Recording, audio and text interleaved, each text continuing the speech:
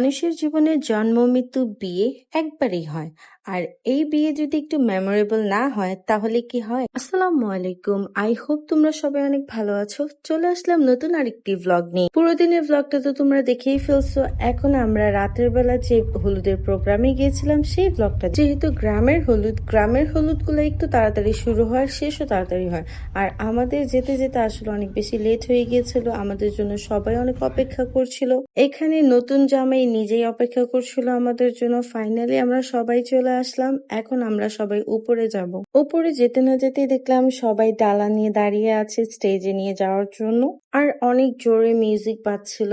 আমার তো ভিতরে ঢুকা মাত্র এক্সাইটমেন্ট চলে আসছে। আমাদের ব্রাইডও চলে আসছে দেখা করার জন্য। এখানে দেখো কত সুন্দর করে তারা ডেকোরেশন করেছে। এই ডালা দেখেই বোঝা যাচ্ছে তারা কতটা রুচিশীল ব্যক্তি। ব্রাইড এতক্ষণ অপেক্ষা করছিল আমাদের জন্য। আমরা যাওয়া মাত্রই তারা এন্ট্রি নিয়ে নিয়েছে খুব সুন্দরভাবে। আমাদের জন্য যদি অপেক্ষা না করতো আমরা হয়তো এত সুন্দর দৃশ্য একদম মিসই করে ফেলতাম। এখানে একটা মজার ঘটনা আছে। এখানে ব্রাইডের সাথে আমার ভাইকেও বলছিলাম বারবার যে তুমিও এন্ট্রি নাও।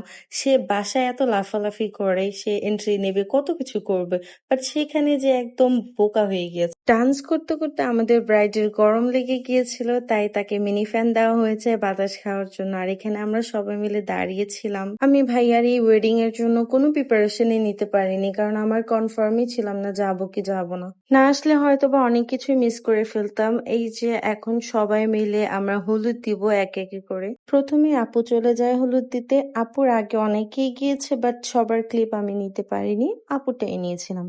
আর এখানে তো আমাদের মিরু আর রিবু দুজনেই হচ্ছে হলুদ দিবে। মিরু কত সুন্দর একটা শাড়ি পরেছে, মাশাআল্লাহ। তার মামার বিয়ে বলে কথা। হচ্ছে আমার কাজিন যে হলুদ দিচ্ছে, যার বিয়ে তারই আপন ছোট বোন। এটা আমার কাজিনের বেবি হয়েছে, তাই সে এত বেশি সাজুগুজু করতে পারেনি, সিম্পলের মধ্যেই চলে আসছে। এখানে একজন মানুষকে আমরা খুবই মিস করেছি, সেটা হচ্ছে আমার আরেকটি কাজিন। তাকে একদমই আসতে দেওয়া হয়নি। অ্যাকচুয়ালি একজন বললে ভুল হবে, এখানে আমার বেশিরভাগ কাজিনই আসে নাই। ফাইনালি আমি হলুদ দিতে চলে আসলাম। আমি আমার ভাবির সাথে খুবই মজা করেছি।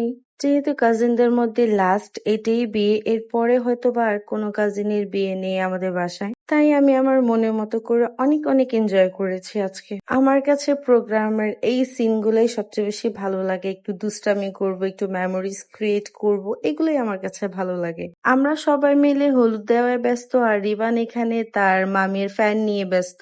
হলুদ দেওয়া শেষ করে আমরা খাওয়া দাওয়া করে ফেলি। খাওয়া দাওয়া করে আমরা চলে আসি ডান্স করতে। সবাই এখানে একসাথে ডান্স করছিল, আমরাও চলে আসছি। আমরা অনেকক্ষণ ডান্স করি। অনেকগুলা ক্লিপ ছিল, বাট সবগুলা অ্যাড করলে অনেক লম্বা হয়ে যাবে, তাই এতটুকুই দিয়েছি। দেন বাসায় ব্যাক করার সময় নিচে নেমে দেখি এই কাউটা মেবি কালকে এই কাউটাই রান্না করা হবে। আমাদের বাসায় ব্যাক করতে করতে 1:30টা বেজে গিয়েছে, কিন্তু আমরা সবাই বাসায় এসেও অনেক মজা করেছি। সবাই মিলে বসে বসে আড্ডা দিচ্ছিলাম। এখানে আড্ডা দেওয়ার পরে আমাকে সবাই পাঠিয়ে দিয়েছে চা বানানোর জন্য। বাসার মুরব্বি সবাই ঘুমাচ্ছিল, আর আমরা গুড়াগাড়া সবাই মিলে আড্ডা দিচ্ছিলাম এখানে। আর আমি এখানে সবার জন্য চা বানিয়ে নিয়ে যাচ্ছি। বিয়ের প্রোগ্রামটা যেহেতু দুপুরবেলা, সব মুরব্বি ঘুমিয়ে পড়েছে, আর আমরা এখানে সবাই মিলে 4টা পর্যন্ত আড্ডা দিয়েছি।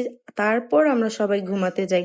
আমাদের কাছে প্রোগ্রামের মানে এই আড্ডাই, গল্প করাটাকেই বুঝিয়েছে। আজকের জন্য এতটুকুই। ইনশাল্লাহ কালকে আবার একটা নতুন ব্লগ নিয়ে আসবো। সবাই ভালো থেকো, আল্লাহ হাফেজ।